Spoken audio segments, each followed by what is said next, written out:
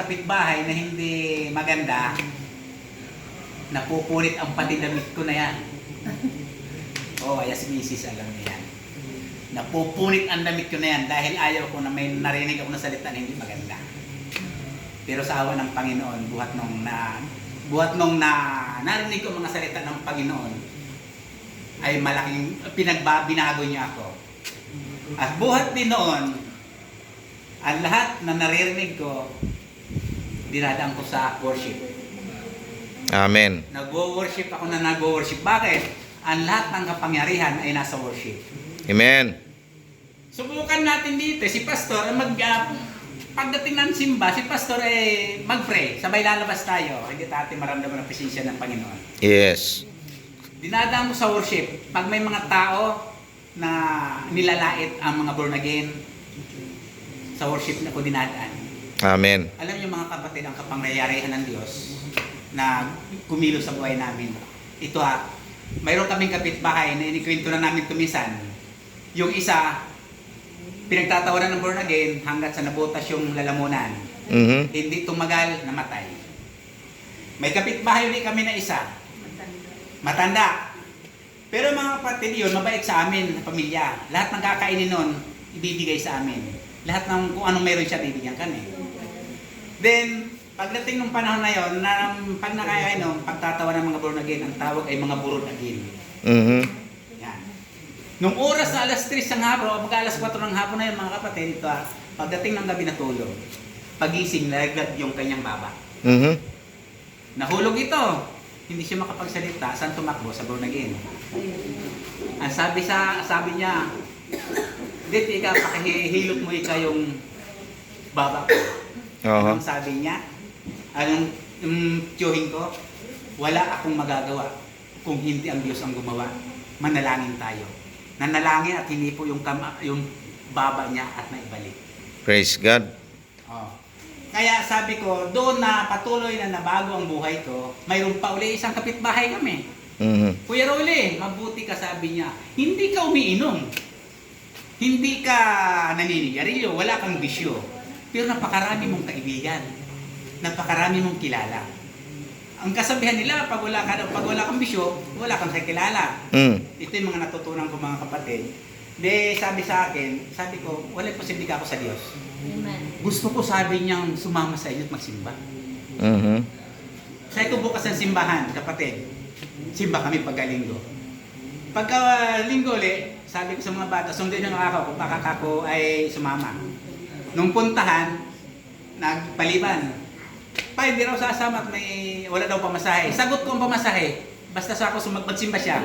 Sagot ko pamasahe. Di binalik kami mga bata, ay may gagawin daw pa. Okay, sige, sabi ko, sa sunod na lang.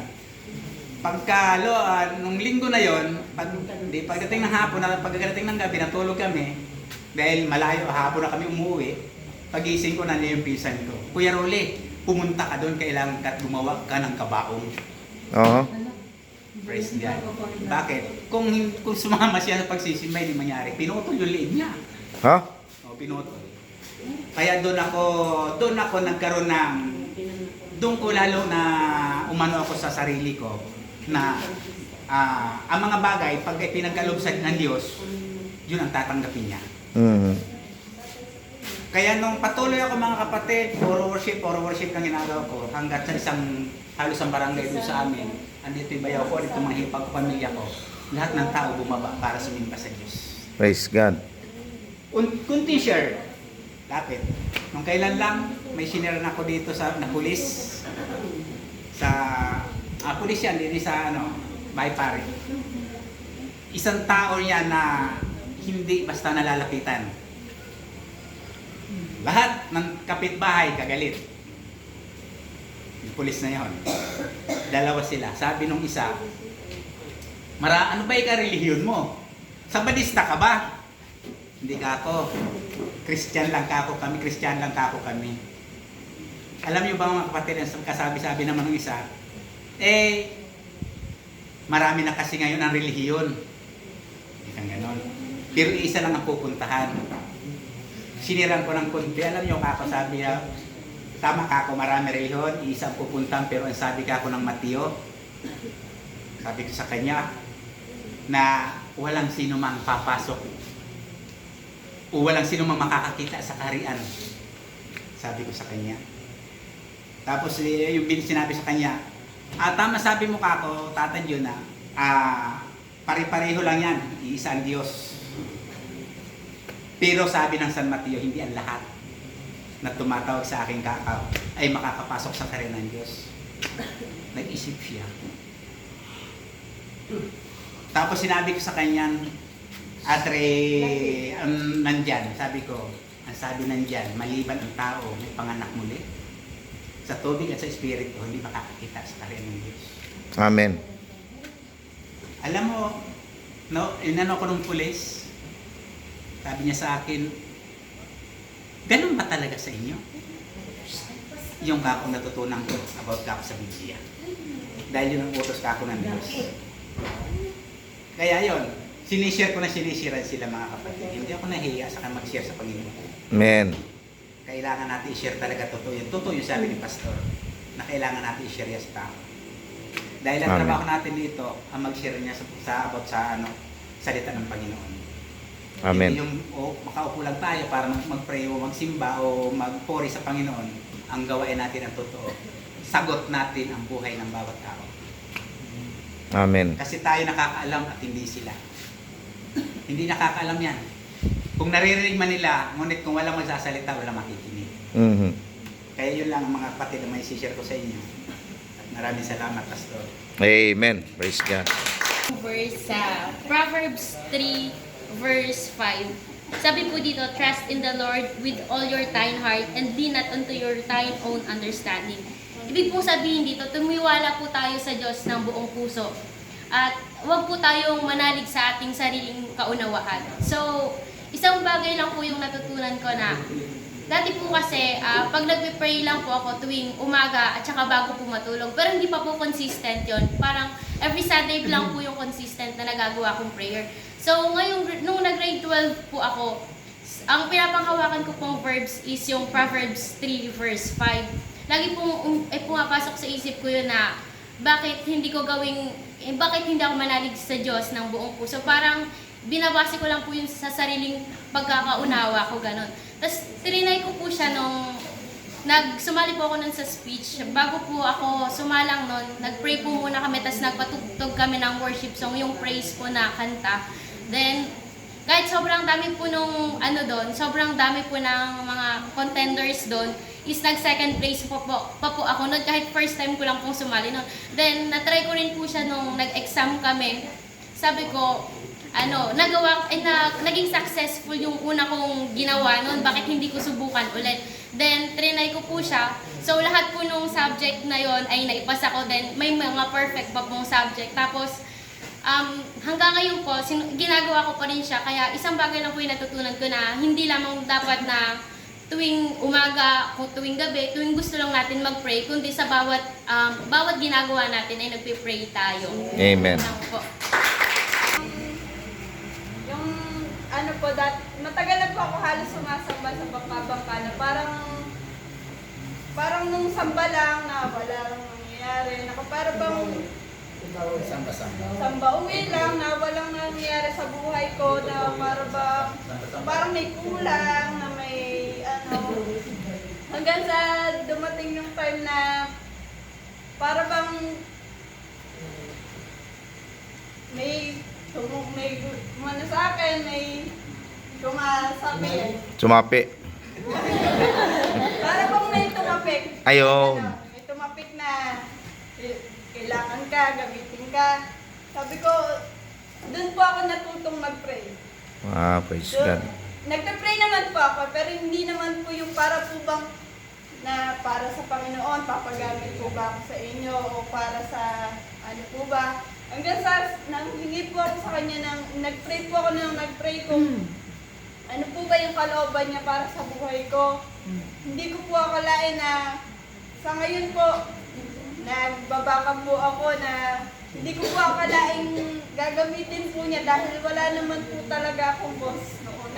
Takot na takot po ako humarap sa tao. Pero kapag po balang ginamit niyo po yung ano yung kakayanan niyo po para sa Panginoon at wala nang iba pa. Hindi para sa kung kanino pa man. Talagang ibibigay niyo yung the best. Talagang kasamahan ka niya kahit ano yung gagawin mo. Yung mga, nandiyan nga po yung minsan para bang nagkukulang ako ng, nag-aalinlangan ako na humingi.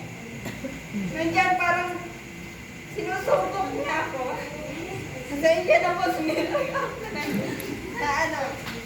Talagang sinusubok ako sa mga bagay na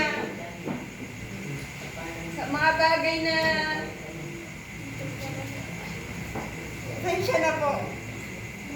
Talagang paano lang po talaga pag first time ko lang din po marap sa ganito na talagang iba yung iba yung pagbabago ko po na nandiyan po yung ultimo nanay ko na ngayon po sinasabi nagbago daw ako.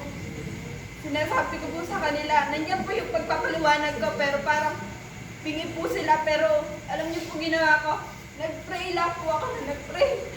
Hanggang sa pag-pray ko po na yun, nagulat po ako. Sila na po yung para bang nagsabi na nauunawaan ka na namin. Nandiyan din po yung na-share ko na din po sa mga tito ko na kailan ba kayo pupunta, sama, na gano'n. Nandiyan po yung mga pinsan ko na para bang ano ba naman, ganyan ka, tapos yung mga magulang mo, hindi mo naman mabitbit. Sabi ko, sa awa at tabag ng Diyos, may sasama ko sila. Kaya minsan nung nag-pray ako, nagulat ako, sumama sila lahat. Amen. Kaya gano'n na lang din po ako sa salamat ko na kahit pa paano ginagamit niya po ako. Tapos natuto po ako maging makapagkumbaba, mapagpatawad, ganun po. Tapos, higit sa lahat, mapagmahal po sa magulang talaga. Ayun lang po talaga. Talaga kapag inanaw niyo po yung magulang niyo, nandiyan po yung pagsubok po talaga. Kaya yung po, man po, kahit kayo po yung may kasalanan o ako po may kasalanan, talaga po kapag nag-sorry kayo, at tumingi po kayo ng patawad at nagpatawad din po kayo, humingi po kayo sa Lord na gabayan. Yun po, ibibigay po niya yun. Talagang, ngayon po okay na po ako ngayon. Yun po yung pinasasalamat ko. Amen. Praise God. Good evening po sa ating lahat. Dadating sa ating Panginoon. Ang may share ko lang, yung paglilingkod ko sa Panginoon. Dahil matagal na akong naglilingkod sa Panginoon, yung bibilangin, bilang sa basta matagal na. At matagal na. Hindi na, wala na sa kamay Ngayon ngayon ang nung makakilala ako sa Panginoon, kapag nagkasakit yung pamilya ko, lalo na yung sabi na pag nilalagnat, sabi, ipatawas mo, basta ka ganun, o nabalis, kapag nagsuka yung bata. Pero, pinanghawakan ko yung pangako ng Panginoon sa akin na hindi na ako lalapit kung kani-kanino pang hindi. Sa Panginoon lang talaga ako lalapit. Kasi may nangyari po noon na, may nangyari po kasi noon sa, sa mga kapatid ko na nagkaroon kasi ng, yung dala ng sama ng loob sa aming magkakapatid. Kaya nagkaroon ng karga siya, yung sabi sinapian raw, mga ganun. Mayroon akong, nagkataon yun na nagkaroon ng mataas na lagnat yung isa naming kapatid. Doon sa kanya pinasukan. Tapos, sabi nung amo, sunduin mo doon. Hindi niya alam na sinundo ko siya doon. Binaba ko siya mula sa second floor. Sabi ko, inuwi kita dito. Araw ng yun. Parang araw ng Huwebes, tapos kinabukasan, parang lumala yung kanya lagnat. Tapos sabi, mayroon siya nakikita na nakaitim, nakaputi, basta gano'n ang Sabi niya, sasama na siya doon. Sabi ko, hindi, huwag kang sasama doon. Tapos nung pag hindi ako lumapit doon sa mga kapitbahay ko, si Sister Lilia, hindi ko makalimutan si Sister Lilia. nanahi siya doon kila Ate Pe. Tapos lilipat siya dito sa amin. Hindi ko alam kung bakit lumipat siya. Tapos pagpasok niya, sabi niya, ipag-pray natin yung kapatid mo. Tapos pagpasok niya ng ganun, ipinag-pray niya. Tapos ang ginagawa ng kapatid ko, inahawi siya ng ganun, ayoko sa'yo. Tapos ang ginawa ko, sabi ko, sige, ako na bahala dito. Tapos pagka yung umaatake yung ano, kasi biyernes yun eh. Pagka umaatake sa kanya, sabi ko, sabi niya, hirap na ako. Sabi ko, wag kang magpatalo, lumaban ka kasi si Lord nandyan lang. Sabi niya, hindi ko na kaya. Tawagan mo mga kapatid natin. Parang nagpapaalam na nga sa akin. Tawagan mo yung magulang natin na ako'y sasama na doon sa sumusunod sa akin. Sabi ko, sino ba yun? Tapos tinuturo, nakahiga siya, tinuturo niya lang gano'n. Sabi ko, ano yun? Sino yun? Sabi niya, dalawa silang sumusunod sa akin. Sabi ko, kasi ang Panginoon si Lord ba yung nakaputi? Sabi niya, hindi, nakagaon siya ng puti. Tapos yung isa, dito sa kaliwa itim, dito sa kanan puti. Sabi ko, huwag kang sumama dyan. Di ngayon, sabi ko sa kanya, sige, dyan ka lang kasi may ginagawa ko sa labas. Ang ginagawa ko, yung sa awit 91, ibinuklat ko yan yung Bible, pinahigaan ko sa kanya, napunit yung Bible ko kasi pagka umaatake yan sa kanya, ginagawa niya, kinukuha niya yung Bible, ginagaya niya yung Bible. Tapos ang sabi ko sa kanya, kasi kailangan sa Lord lang tayo manalig, sa Lord lang tayo magtiwala kasi yung mga na yan, huwag mong sasamahan kasi mapapahama ka dyan. Yung ginawa ko nun, pagka gusto na makapahinga siya, lumalabas ako. Gawa na ako ng gawa kasi maliliit pa yung taklo ko eh. Pagka maya tinatawag na naman ako. Sabi niya na nandyan na naman daw. Di may kapitbahay akong lumapit. Di sila, gawa nila. Di ako, dito ako sa may banda una. Sila naman sa nung umatake yung sinipa niya, dikit sa pader eh. Pagka tapos yung sinabayan nila ng mura, di lalong dumami. Parang sabi ko, lalong yung espiritu na isa, naging marami na tuloy. Kasi doon yung hindi naman mga Christian. Kumbaga, inano nila na, parang minura nila yung masamang espiritu. Sino ba kaya, mga ganito ganon. Tapos nung nakapahinga na naman siya ulit. Maya-maya, ayan na naman. Hanggang sa umabot ng si Sister Lilia, ginawa nun. Nanundo ng mga pastor. Sinundo si Pastor Ramon, wala daw doon. Naglakad na. Sinundo si Pastor Ramel, wala din doon. Si Pastor yata, nasa prayer fasting yata si Pastor nun eh.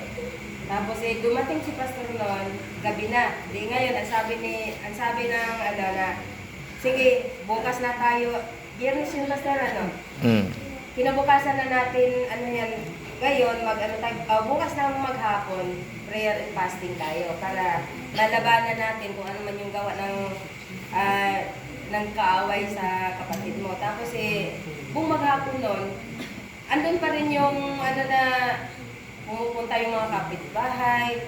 Di ba sabi kapag isang espiritu ang nagdoon sa loob, tapos mayroong palapit na hindi naman siya Christian. Mayroon siyang kasamang pito pa. Kaya, lalo na dadagdagan. Nung sabi ng mga kapitbahay ko na, kung ano daw maitutulong, sabi ko kami na bahala. Tapos mayroon pa nagsabi sa akin na, dali na natin sa mananawan. Sabi ko, hindi, binura niya yung kaya, ayaw lumayas, ayaw lubayan niya. Sabi ko, ako na bahala yan. Hindi ako naniniwala dun sa mananawas na yan. Tapos nung kinabukasan, nung kinagabihan pala kinabukasan, di nagpunta na yung mga kapatiran. Hindi ko alam kung kasama si Pare Batsman doon.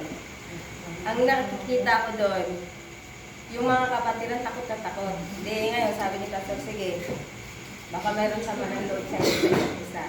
Magpatawaran kayo. Di kaming dalawang magkapatid, bali apat kami, yung dalawa namin kapatid, yun yung sinapian, pinahiga namin ngayon. Ayun, di naghingihan kami ng tawad sa isa't isa.